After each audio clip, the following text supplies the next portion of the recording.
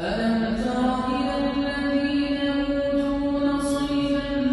من الكتاب يؤمنون بالجبت والطاغوت ويقولون للذين كفروا